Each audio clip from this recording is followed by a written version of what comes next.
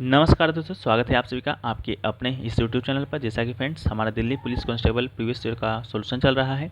उसके अंतर्गत ये आपका नेक्स्ट वीडियो है जिसमें हम लोग देखने वाले हैं 2 दिसंबर 2020 में पूछे गए शिफ्ट 1 में प्रश्नों को, जिसमें 50 प्रश्न पूछे गए थे। तो चलिए वीडियो को स्टार्ट करते हैं। ये आपके दिल्ली पुलिस कांस्टेबल 2023 के लिए इंपॉर्टेंट होने वाला है, जो कि आपका 14 नवंबर से शुरू होगा। आपका एडमिट कार्ड भी आ चुका है। तो आप लोग बताइएगा कि आप लोग का एग्जाम है जो कि कब कब है, ठीक है, कॉमेंट सेक्शन में। इसका PDF टेलीग्राम पर मिलेगा, लिंक डिस्क्रिप्शन में दिया गया है। पहला प्रश्न है कि भारत में निम्नलिखित में से किस काल में भक्ति और सूफी आंदोलन का प्रादुर्भाव हुआ था। तो भक्ति और सूफी आंदोलन का जो प्रादुर्भाव है वो आपका मध्ययुगीन काल में हुआ था। तो मध्ययुगीन काल इसका राइट आंसर हो जाएगा।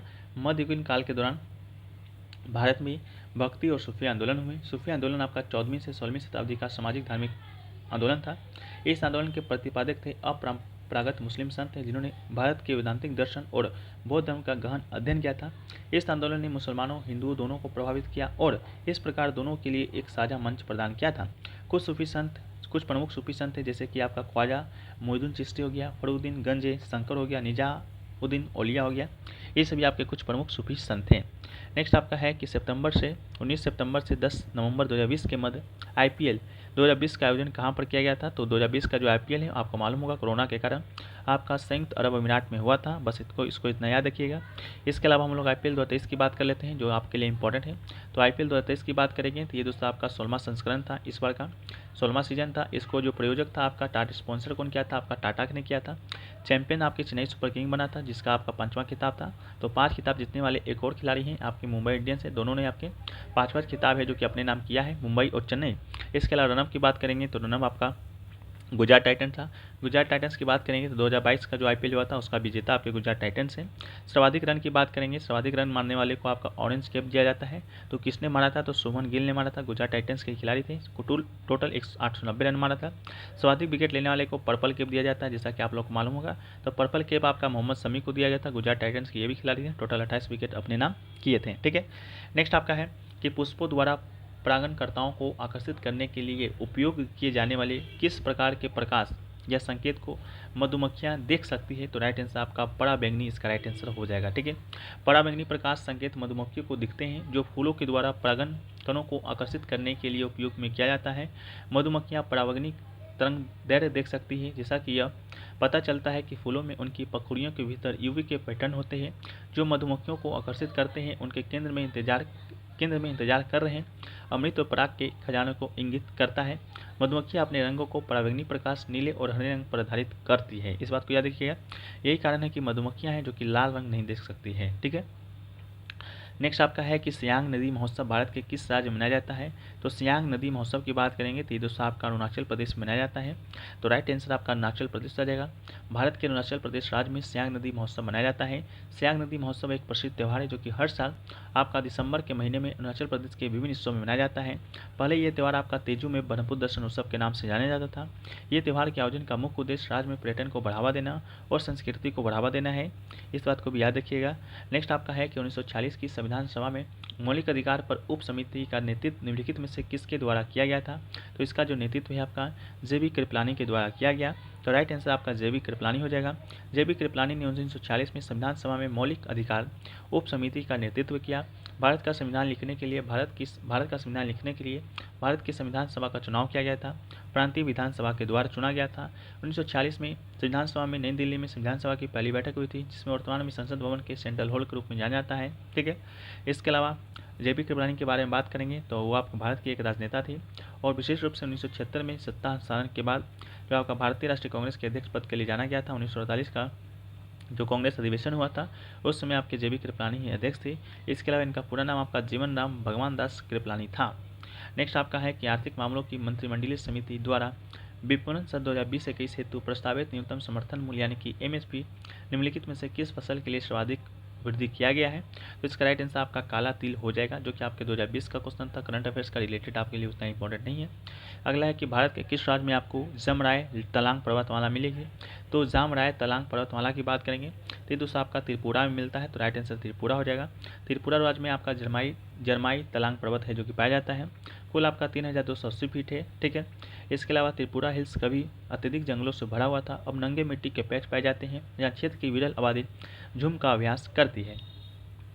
नेक्स्ट आपका है 2014 में निम्नलिखित में से कौन सा राज्य ग्रामीण एवं शहरी घरों, स्कूलों, स्वच्छता परिसरों में, आंगनबाड़ी केंद्रों में 100% स्वच्छता का लक्ष्य प्राप्त करने वाला प्रथम राज्य बन गया था? तो इसका राइट आंसर आपका सिक्किम हो जाएगा। ठीक है, सिक्किम पहला भारतीय राज्य था जिन्होंने 2014 के ग्रामीण और शहरी परिवारों, स्कूलों, सैनिटरी कॉम्प्लेक्स, आंगनबाड़ी केंद्रों में 100% स्वच्छता हासिल है जो कि किया था। नेक्स्ट आपका है कि किस सिख गुरु ने अगले धर्मगुरु को नामांकित करने की परंपरा को खत्म कर दिया था? तो राइट आंसर गुरु गोविंद सिंह हो जाएगा। गुरु गोविंद सिंह की बात करेंगे तो गुरु गोविंद सिंह ने एक धार्मिक प्रमुख को नामित करने की प्रथा को बंद कर दिया।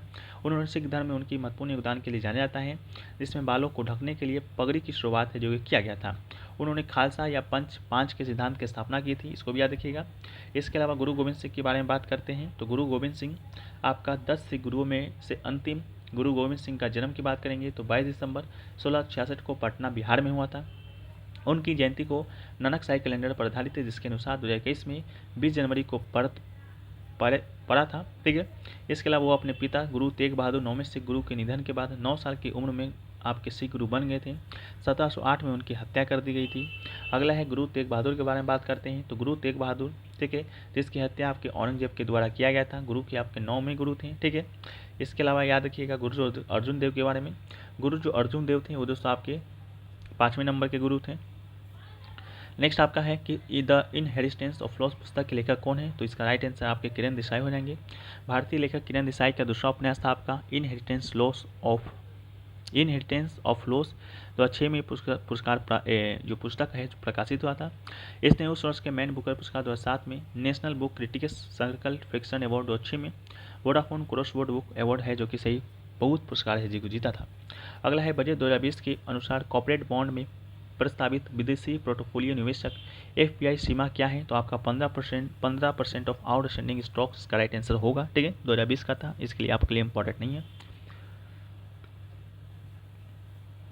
नेक्स्ट है कि भारत के संविधान की निम्नलिखित में से किस अनुसूची के प्रावधान असम, मेघालय, त्रिपुरा और मिजोरम राज्य में जनजातीय क्षेत्रों के प्रशासन पर लागू होते हैं? तो राइट आंसर आपका 6ठी अनुसूची इसका राइट आंसर होगा। असम, मेघालय, त्रिपुरा, मिजोरम का उल्लेख भारतीय संविधान की अनुसूची 6 में है। ठीक है, इसके अलावा असम, मेघालय, त्रिपुरा, मिजोरम भारत के उत्तर पूर्वी राज्यों में 7 वनों का एक हिस्सा है। 6ठी अनुसूची इसमें आपका असम, मेघालय, त्रिपुरा, मिजोरम राज्यों के जनजातीय क्षेत्रों के प्रशासन के बारे में प्रावधान किया गया है। असम की राजधानी दिसपुर, आधिकारिक भाषा आसामी है, इस बात को भी याद रखिएगा। अगला है दिसंबर 2019 में फीफा फुटबॉल रैंकिंग में एशियाई देशों में भारत की रैंक निम्नलिखित में से क्या थी? तो इसका राइट आंसर आपका क्या हो जाएगा? आपका 19वां हो जाएगा, जो कि आपके लिए बिल्कुल इंपॉर्टेंट नहीं है। अगला है कि मराठा समाज में सर देशमुख कर के रूप में कितने प्रतिशत भू राजस्व वसूला जाता? तो सर देशमुख के रूप में आपका 9 से 10% कर है जो कि वसूला जाता। मराठा छापों से बचने के लिए चौथ मराठा को दिए जाने वाला भू राजस्व का 1/4 था। भारतीय उपमहाद्वीप में मराठा समाज के द्वारा 18वीं शताब्दी की शुरुआत में चौथ एक नियमित कर या संधारित थी। ये एक आपका वार्षिक कर था जो राजस्व उत्पादन पर 25% लगाया जाता था, इसलिए यह नाम था। इसके अलावा यह उन जमीनों पर लगाया जाता जो नामात्र के मुगल शासन के अधीन थे। इसके अलावा सर देशमुख की बात करेंगे तो उन भूमि पर 10% का करारोपण था जिस पर मराठों ने वांछनीय अधिकारों का दावा किया था। इसके अलावा मराठा समाज में सर देशमुख कर के रूप में लिया गया जो भू राजस्व था आपका 9 से लेकर 10% तक का था। नेक्स्ट आपका है कि डैश राज्य में प्रत्येक वर्ष जनवरी के तीसरे सप्ताह के दौरान मोढेरा नृत्य महोत्सव का आयोजन किया जाता है। तो मोढेरा नृत्य महोत्सव का आयोजन आपका गुजरात राज्य में किया जाता है। तो राइट आंसर आपका गुजरात हो जाएगा। ठीक है, ये जो मोढेरा आपका जगह का नाम है जो कि मेहसाना जिले के दक्षिण पूर्व में स्थित है और मेहसाना शहर से 25 किलोमीटर की दूर पर स्थित है। यहाँ पर एक आपका सूर्य मंदिर भी है जिसे कि आपका मोढेरा का सूर्य मंदिर के नाम से जानते हैं। सोलंकी समाज के स्वर्ण युग की उत्कृष्ट कृति है जो वार्षिक नृत्य महोत्सव की मेजबानी करता है। इस युग की महिमा और भव्यता को दर्शाता है। ठीक है, अगला जो क्वेश्चन है फ्रेंड्स वह है कि केंद्रीय संस्कृत विश्वविद्यालय अधिनियम निम्नलिखित में से किस वर्ष में पारित किया गया था? तो ये दोस्तों आपका 2020 में पारित किया गया था। तो राइट आंसर आपका 2020 हो जाएगा। स्थित आपका नई दिल्ली में है, संस्कृत को बढ़ावा देने के लिए स्थापित किया गया था। ठीक है, नेक्स्ट आपका है कि भारत सरकार के द्वारा राष्ट्रीय ग्रामीण पेयजल कार्यक्रम NRDWP निम्नलिखित में से किस वर्ष में प्रारंभ किया गया था? तो ये आपका 2009 में प्रारंभ किया गया था। ठीक है, राष्ट्रीय ग्रामीण पेयजल कार्यक्रम। इसके अलावा यह पेयजल स्वच्छता मंत्रालय के द्वारा शुरू किया गया था। केंद्र और राज्यों के बीच आपका 50-50 के वित्तीय सहयोग से साझेदारी शुरू हुआ था। मंत्रालय राज्यों के तकनीकी और वित्तीय सहायता प्रदान करता है। ठीक है, अगला है पंजाब के अंतिम राजा महाराजा दिलीप सिंह किस वर्ष 10 वर्षों की आयु में पंजाब के सियासत पर पदारूढ़ हुए थे? तो ये आपका 1849 इसका राइट आंसर था। 1849 में पंजाब के अंतिम राजा महाराजा दलीप सिंह 10 वर्ष की आयु में पंजाब की गद्दी पर बैठे थे। ठीक है, इसको भी याद रखिएगा। इसके अलावा द्वितीय आंग्ल सिख युद्ध की समाप्ति और 29 मार्च 1849 को पंजाब के विलय के बाद उन्हें 10 वर्ष की आयु में अपदस्थ कर दिया गया। उन्हें जॉन लॉगिन की देखभाल के लिए लाहौर से 21 दिसंबर 1849 को फतेहगढ़ भेज दिया गया, जिससे उन्हें मिलने की पूरी पाबंदी थी। ठीक है, अगला है एक संकुचनशील राजकोषीय नीति में मुद्रास्फीति को कम करने के लिए सरकार निम्नलिखित में से क्या उपाय करती है? तो ये दोस्तों आपका करों में वृद्धि करके और व्यय कम करके धन की मात्रा को कम करना। ठीक है, ये आपका मुद्रास्फीति को कम करने का आपका सरकार का राजकोषीय नीति का एक उपाय है। मुद्रास्फीति की बात करेंगे तो मुद्रास्फीति का मतलब दोस्तों आपका महंगाई होता है, इस बात को याद रखिएगा। नेक्स्ट आपका है कि संयुक्त राष्ट्र के आंकड़ों के अनुसार अगस्त 2020 में भारत की जनसंख्या कुल विश्व की जनसंख्या का कितना परसेंट है? तो भारत की जनसंख्या आपका कुल विश्व की जनसंख्या का आपका 17.7% है, इस बात को भी याद रखिएगा। नेक्स्ट आपका है वह है कि निम्नलिखित में से किस राज्य ने मई 2020 में खेल के उद्योग का दर्जा प्रदान किया? तो खेल के उद्योग का दर्जा आपको मिजोरम ने प्रदान किया था। तो राइट आंसर आपका मिजोरम इसका राइट आंसर था। इसकी घोषणा आपके उस समय के जो मुख्यमंत्री थे जोरामथांगा ने किया था। ठीक है, खेल और युवा सेवा विभाग ने राज्य सरकार को दर्जा देने की सलाह दी थी। इसके अलावा मिजोरम में फुटबॉल खिलाड़ियों का एक अच्छा समूह है जो कई महत्वपूर्ण क्लबों का प्रतिनिधित्व करती है।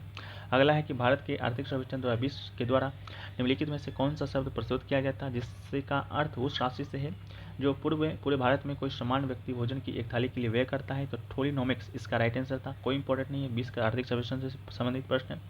अगला है कि निम्नलिखित में से कौन से लड़कों के 2019 ग्रैंड स्लैम एकल खिताब विजेता था?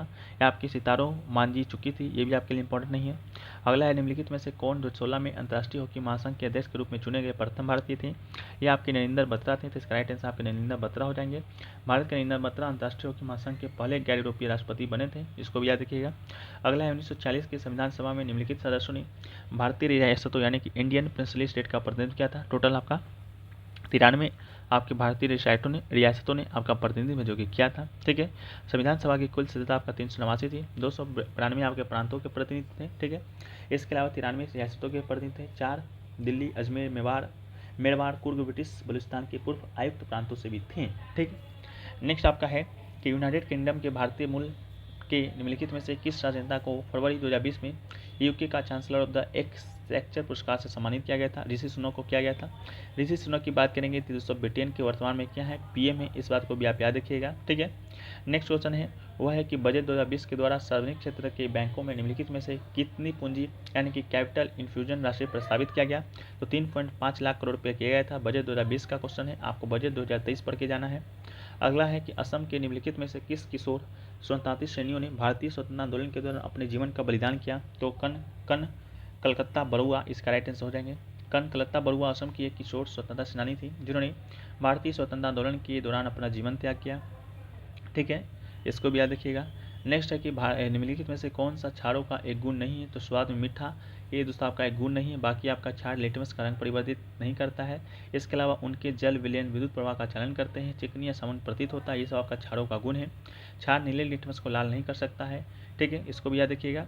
इसके अलावा आपको बता दें कि 0 से 14 के पीएच पैमाने पर यदि पीएच स्केल 7 से कम है तो यह आपका अम्ल है, और पीएच 7 से ऊपर है तो यह क्या है? आपका एक क्षार है। ठीक है, अगर पीएच स्केल 7 है तो यह क्या है? आपका उदासीन है। अगला है कि कीमत आश्वासन और कृषि सेवाओं पर कृषक सम्मति का अध्यादेश निम्नलिखित में से किस वर्ष पारित किया गया था? तो राइट आंसर आपका 2020 इसका राइट आंसर है। अगला है जनपद गीतें, जिसमें बस्टवर्ना का वाचन सम्मिलित है, यह भारत के किस राज्य का लोक संगीत है? तो जनपद जो गीत है आपका कर्नाटक का क्या है? एक लोक संगीत है, इसको भी आप याद रखिएगा। जनजातीय लोगों विशेष रूप से सामाजिक धार्मिक दोनों अवसरों के लिए अपने व्यक्तिगत गीत और शैली था।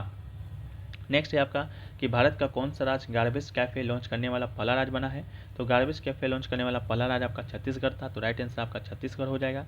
इसको भी याद रखिएगा। इंदौर के बाद अंबिकापुर शहर को भारत के दूसरे सबसे साफ शहर का दर्जा दिया गया था। सबसे जो साफ शहर है आपका पूरे भारत का शहर कौन सा है? तो इंदौर है। अगला है कि बेकिंग सोडा का नाम आम रसोई सामग्री का रासायनिक नाम क्या है? तो बेकिंग सोडा का जो रासायनिक नाम है वो दोस्तों आपका सोडियम बाइकार्बोनेट है, इसको आप याद रखिएगा। बेकिंग सोडा क्या है? तो बेकिंग सोडा सोडियम कार्बोनेट के नाम से जाना जाता है। रासायनिक सूत्र आपका NaHCO3 है। मध्यकालीन मिस्र अश्विन ने पहली बार न्यूट्रॉन का उत्खनन किया, एक प्राकृतिक निक्षेप जिसमें मुख्य रूप से Na2CO3 होते हैं। उन्होंने इसका उपयोग साबुन के रूप में किया था। वर्ष 1971 में NaHCO3 को पहली बार निकोलस लेम्ब्लाक नामक एक फ्रांसीसी रासायनिक के द्वारा निर्मित किया गया था। अगला है निम्नलिखित में से किस अंतिम राजवंश के शासन के बाद गुजरात राज्य दिल्ली के सुल्तान अलाउद्दीन खिलजी के अधीन चला गया था? तो राइट आंसर वघेला राजवंश हो जाएगा। वघेला राजवंश एक भारतीय राजवंश था जिसने 13वीं शताब्दी ईस्वी में कुछ समय के लिए गुजरात पर शासन किया। इसके अलावा इस क्षेत्र पर अलाउद्दीन खिलजी की सेना का विजय से पहले वाघेला गुजरात के बड़े हिस्सों पर शासन करने वाले अंतिम हिंदू राजा थे जिसकी राजधानी ढोलका था। 1304 में अलाउद्दीन की सेनाओं के एक दूसरे हमले ने गुजरात के वघेला राजवंश के अंतिम शासक कर्णदेव को हरा दिया और वघेला राजवंश को स्थायी रूप से समाप्त कर दिया।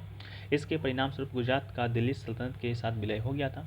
अगला है कि 31 दिसंबर 1947 को निम्नलिखित में से किस राज्य की भारत की संविधान सभा में सबसे अधिक सदस्यता थी? तो इसका राइट आंसर यूनाइटेड प्रोविंस जिसे कि यूपी भी कहते हैं। आज के समय में इसे उत्तर प्रदेश के नाम से जाना जाता है। ठीक है, तो उस समय जो यूपी प्रोविंस का जो आपका सीट था वो आपका 55 था, सबसे ज़्यादा था। इसके अलावा पूर्वी पंजाब में 12 था, मद्रास में 49 था और बम्बे की बात करेंगे तो 21 था। ठीक है, इसके अलावा संविधान सभा का पूरा होने में लगभग 3 वर्ष का समय लगा था। 2 वर्ष 11 महीने 17 दिन एग्जैक्ट था। इसके अलावा विधानसभा की कुल सदस्यता आपका 389 होनी थी। अगला है जर्मन वॉच की रिपोर्ट के अनुसार जलवायु जोखिम सूचकांक 2020 में भारत जलवायु परिवर्तन के लिए सबसे असुरक्षित देश है। तो इसका राइट आंसर 5वां सबसे असुरक्षित देश है। आपका 2020 का रिपोर्ट था, कोई इंपॉर्टेंट नहीं है। अगला है कौन सा संविधान संशोधन पिछड़े वर्गों, अनुसूचित जातियों और अनुसूचित जनजातियों के लिए शैक्षणिक संस्थानों में सीटों और राज्यों के अधीन सेवाओं में नियुक्ति या पदों हेतु आरक्षण से संबंधित है? तो राइट आंसर आपका 76 हो जाएगा, यानी कि 76वां संवैधानिक संशोधन के शैक्षणिक स्थानों पर सीटों के आरक्षण राज्यों के अधीन में नियुक्तियों या पदों से संबंधित है, पिछड़े वर्गों, अनुसूचित जातियों और अनुसूचित जनजातियों के लिए था। नेक्स्ट है आपका घग्गर और बनास नदियाँ किस राज्य में प्रवाहित होता है? तो घग्गर जो बनास नदियाँ हैं वो दोस्तों आपका राजस्थान में प्रभावित होता है। तो राजस्थान इसका राइट आंसर है। ठीक है, मानसून के बारिश के दौरान बढ़ने वाली घग्गर भारत की एक आंतरिक नदी है। हिमाचल प्रदेश के शिवालिक पहाड़ियों में डगसाई गांव में समुद्र तल से 1927 मीटर की ऊंचाई पर स्थित है और पंजाब हरियाणा में राज्य से होकर बहती है। ठीक है, इसके अलावा घग्गर की प्रमुख सहायक नदी की बात करेंगे तो कौशला नदी, मारकंडा नदी, सरस्वती नदी, तंगड़ी और चोटांग नदी है। अगला है कि पांड्य साम्राज्य की राजधानी रहा प्राचीन शहर मदुरै निम्नलिखित में से किस नदी के तट पर है? तो जो मदुरै नदी है वो दोस्तों आपकी वैगई नदी के तट पर है, इसको याद रखिएगा। मदुरै बाद में पांडव की राजधानी तमिल संगम सहित की केंद्रीय गद्दी थी। आज मदुरै सबसे पुराने बसे शहरों में से एक है। मदुरै तमिलनाडु के वैगई नदी के किनारे स्थित है। ठीक है, अगला है दवाने और हुल्की डैश राज्य के पारंपरिक वाद्य यंत्र है। तो दावेन और हुल्की जो कि दोस्तों आपका हिमाचल प्रदेश का क्या है, एक आपका लोक वाद्य यंत्र है, इसको याद रखिएगा। ठीक है, नेक्स्ट आपका है वह है कि आर्द्रभूमि कृषि में वर्षा काल में पौधे की मृदा नमी आवश्यकता डैश वर्षा में होती है? तो राइट आंसर से अधिक होती है। आर्द्रभूमि खेतों में वर्षा के मौसम में पौधे की मिट्टी की नमी आवश्यकता से अधिक होता है। आर्द्रभूमि ऐसे क्षेत्र हैं जहाँ पानी, पर्यावरण और संबंधित पौधे और पशु जीवन को नियंत्रित करने वाला प्राथमिक कारक है। वह ऐसी जगह पाए जाते हैं जहाँ जल स्तर भूमि की सतह पर या उसके पास होती है या जहाँ भूमि पानी से ढकी होती है। नेक्स्ट आपका है कि उड़ीसा में निम्नलिखित में से किस स्थान पर आपको प्रागैतिहासिक काल का गुफा स्थापत्य यानी कि आर्किटेक्चर मिलेगा? तो दोस्तों आपका शिशुपालगढ़ से मिलेगा। तो राइट आंसर आपका शिशुपाल हो जाएगा।